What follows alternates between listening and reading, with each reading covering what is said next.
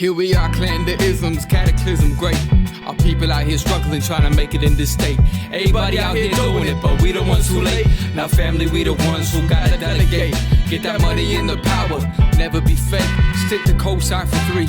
What did he say? Create jobs, support our own. Educate the same and buy back your home. Got 3 degrees, triple 10. 3 PhDs, now we on the CNN. DBTV, let's talk about negligence. Ignorance is bliss, but we can turn it to intelligence. Believe none of what you hear, half of what you see. Let's break it down here on Dr Boyce TV. Here we are. Hey, what's going on, guys? I'm Dr. Boyce Watkins, and you guys know I'm a finance professor, and I want to make sure everybody knows that, not because I'm bragging, but because I think it's important to know that you're getting your information from a scientific space and not just somebody sharing just an opinion. I wanted to talk about black churches. I was just speaking with Julian Gordon, a friend of mine, about the role of the black church in economic prosperity for black people. And one of the challenges that I've heard people have with black churches is they feel that black churches do not do their share when it comes to developing the black community, that they receive billions of dollars a year and nothing good comes out of that, and that all that money kind of goes to waste. I don't believe that. I think even though we know that there are some trifling churches out here, I think the black church is actually a place where there's a tremendous amount of opportunity for a level of economic mobilization that would be really difficult almost anywhere else. So let me just kind of break down real quick what I share with Julian in terms of what I think black churches can do and the role that the church can play in prosperity for black people. I'm about to interview Dr. Claude Anderson, the expert on powernomics, and I'm going to ask him about black churches as well. But I just thought I would share this thought really quick before I move on. Here's the deal. To build an economy, you pretty much need at least 3 important things. You need producers, you need consumers, and you need a bank. Producers, consumers, and a bank, right? The producers produce the products, the consumers buy the products, and also the producers have the secondary role of employing the people that are going to become the consumers. And also the bank, it basically extends credit so that the economy can grow. Without banks, the economy constricts because nobody's allowed to give anybody an IOU, or it's very difficult to do, and you're not able to really expand. So if you think about it, a church can be all 3 of those things. A black church can be the producer of products. If you train everyone in your church on how to start a business, then you can produce all the products that you need, or a big chunk of the products that you need, and divert millions of dollars away from other businesses that are producing those products, serving that congregation, and that money can actually come back into the church. I knew of a church that actually put a little restaurant and coffee shop right there in the church. Well, now people don't go across the street to get coffee and food. They just eat in the church. The consumers are right there in your congregation. Your congregation shows up every week. They've got jobs. They've got money. They'll buy products if the products are good. So you got to find out what your customers want. And then the bank. The church can actually be the bank. Now, what does that mean? Well, banks basically are almost like the same way universities operate, in the sense that they have an endowment.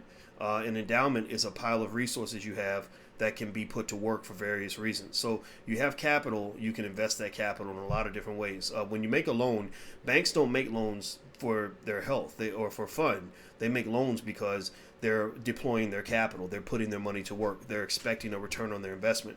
So a church that has a big endowment, let's say a church is sitting on 20 million that is stacked up in resources, in real estate, stocks and bonds, and cash.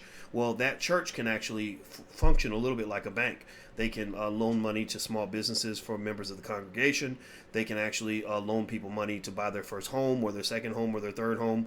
They can do business partnerships with people. They can make all kinds of investments with that capital base, and they can also provide funding necessary for additional businesses to be created, for producers to expand their production capacity, etc., and even for consumers to expand their spending capacity. That's another area where banks actually step in. Banks don't just function on the producer side; they also function on the consumer side. That's where credit cards come from, and things like that. So, long story short, churches can be economies by themselves. Black churches have the ability to literally form closed loop economies that lead to the prosperity of all the people within that church. But in order for that to happen, there must be a clear understanding of what an economy looks like. In the Black Business School, one of the fundamental principles that we teach in the Black Business School, and I teach in my investment classes, is how to form an economy, what that looks like. And the reason that's important is because what has to happen in this generation for Black people is that we must engage in what I call the great diversion of wealth.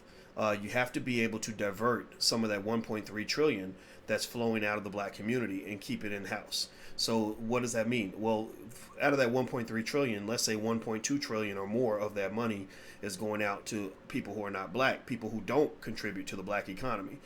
So that money's going out. Why? Well, because Black consumers are buying all the things they need from people who are not Black, so that money flows out, it never comes back. That's why the community ends up poor and broke. So what if you had as many producers in the Black community as you have consumers? Well, if that's the case, then that money can divert itself back into the Black community. You can start buying Black, or you buy products from Black businesses. Black businesses then have the obligation to hire Black people so that these consumers are ultimately able to leave the broader economy and come to the Black economy and to be a part of that ecosystem that allows that money to flow. So, long story short, churches can be an important part of this. This is one of the reasons why in my podcast on the Black Financial Channel, you don't really see me diss churches that often, even though there's room to criticize church. There's room to talk about a lot of the crazy things that happen in our churches. But I believe that there's hope in the Black church. I believe that churches are different. I believe that to some extent it's a matter of educating churches so that they can understand how important their role is and how they can fulfill that role. And I believe that there are a lot of people who go to church or run churches who want to be part of the Black economic revolution. So that's my 2 cents. And I'm sticking to it, and that's my analysis of what it's going to take to build a stronger Black economy. Because remember, at the end of the day, Black people don't have a strong support base. We don't have any real economic friends. Everybody wants to take from Black people, but nobody wants to give anything back. But we have everything we need right here in our community. It's just important for us to know that. So if you'd like to learn more about investing, things like that, or how to buy your first share of stock, feel free to go to firstshareofstock.com. That's firstshareofstock.com. There's a free training on how to buy your first share of stock at firstshareofstock.com. And also, I have a stock market investing program at theblackstockmarketprogram.com, THE. That's theblackstockmarketprogram.com. So feel free to go take a look at that. I'll see you guys soon. I'm going to go meet with Dr. Claude Anderson right now. And you guys have a great day. Talk to you later. Bye-bye.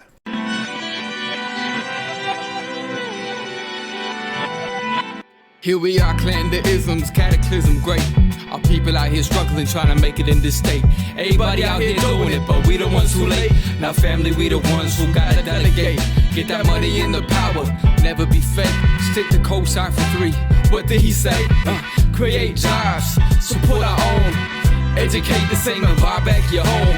Got 3 degrees, triple 10. 3 PhDs, now we on the CNN. DBTV, let's talk about negligence. Ignorance is bliss, but we can turn it to intelligence. Believe none of what you hear, half of what you see. Let's break it down here on Dr. Boyce TV. Here we are.